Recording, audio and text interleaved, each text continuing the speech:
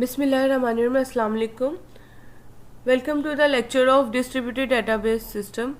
हम लोग देखेंगे करेक्टनेस रूल्स फॉर फ्रेगमेंटेशन। तो हमने पिछले लेक्चर में देखा था फ्रेगमेंटेशन क्या होती है, उसके एडवांटेजेस क्या हैं, उसके डिसएडवांटेजेस क्या हैं। तो आज हम देखेंगे कि वो कौन से रूल्स हैं जिससे हमें पता चलेगा कि आपने फ्रेगमेंटेशन जो है वो ठीक की है या गलत की है। तो देखते हैं कि कौन कौन से रूल्स हैं। There are 3 correctness rules. Number 1 है कंप्लीटनेस, रिकंस्ट्रक्शन और डिसजॉइनेस। अब इसको हम डिटेल में देखते हैं कि इसके रूल्स क्या हैं। इधर इनको देखते हैं।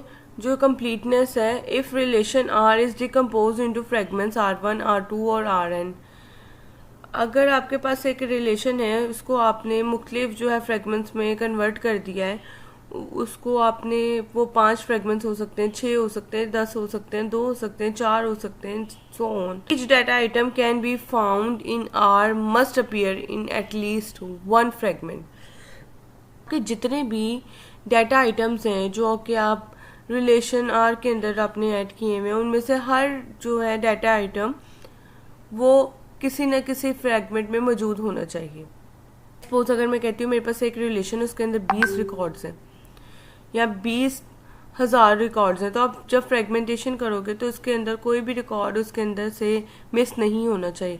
हर रिकॉर्ड जो है किसी न किसी फ्रेगमेंट के अंदर मौजूद होना चाहिए। उसके बाद आता है reconstruction. Reconstruction, it should be possible to define a relational operator such that the original relation can be reconstructed. जो आपके जो रिलेशंस है R1, R2 और Rn जो आपने फ्रेगमेंट किए, जब आप इनको रिकंस्ट्रक्ट करेंगे या इनको दोबारा से जो है यूनियन का ऑपरेटर लगाएंगे, तो वो R जो है वो ओरिजिनल R ही होना चाहिए। ठीक है। अगर आपने कुछ रिकॉर्ड के जो है फ्रेगमेंटेशन की है और जब आप उसको दोबारा से रिवर्स में लेके जाएंगे, तो ये नहीं होना चाहिए तो आपके रिकॉर्ड ज़्यादा हो जाए या आपके उसके जो रिकॉर्ड आया हो। Reconstruction shows that the dependencies of original relation are preserved in fragments या फ्रेगमेंटेशन।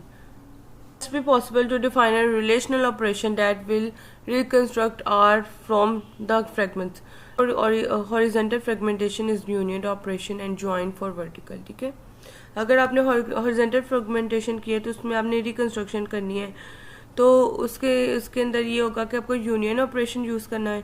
और अगर आपने वर्टिकल फ्रेगमेंटेशन की है तो उसके लिए आपको ज्वाइन का ऑपरेशन यूज़ करना पड़ेगा। हम आगे प्रैक्टिकली देखेंगे कि इसको हमने कैसे परफॉर्म करना है।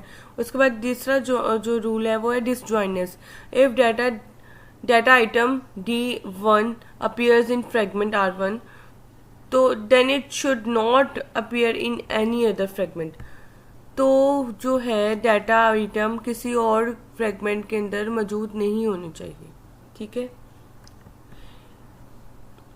Exception, vertical fragmentation where the primary key attributes must be repeated to allow reconstruction. अब वर्टिकल फ्रेगमेंटेशन करेंगे तो उसके अंदर जो प्राइमरी की का एट्रीब्यूट होगा वो रिपीट हो सकता है। वो इसलिए रिपीट होता है, वो आपका फ्रेगमेंट 1 के अंदर भी होगा, 2 के अंदर भी होगा, 3 के अंदर भी होगा, क्योंकि उसके अंदर प्राइमरी की लगी हुई है। इससे ये होगा कि आप कोई भी फ्रेगमेंट को रिकंस्ट्रक्ट करेंगे तो उससे आपके जो है ओरिजिनल टेबल का जो डाटा है वो ज़ाया नहीं होगा। For horizontal fragmented data item is a tuple. अगर आप हॉरिजॉन्टल फ्रेगमेंटेशन करते हो तो डाटा आइटम है वो टपल कहलाएगी। ठीक है। उसके रोज कहलाएंगी या रिकॉर्ड कहलाएंगी। अगर आप वर्टिकल फ्रेगमेंटेशन करते हैं तो data item is an attribute. तो ये डाटा आइटम आप टपल के साथ और एट्रीब्यूट के साथ कैसे करेंगे, हम इसको कैसे परफॉर्म करेंगे, वो हम आगे वाली वीडियोस में हम ज़रूर देखेंगे। इसको प्रैक्टिकल भी परफॉर्म करके देखेंगे। Thank you so much.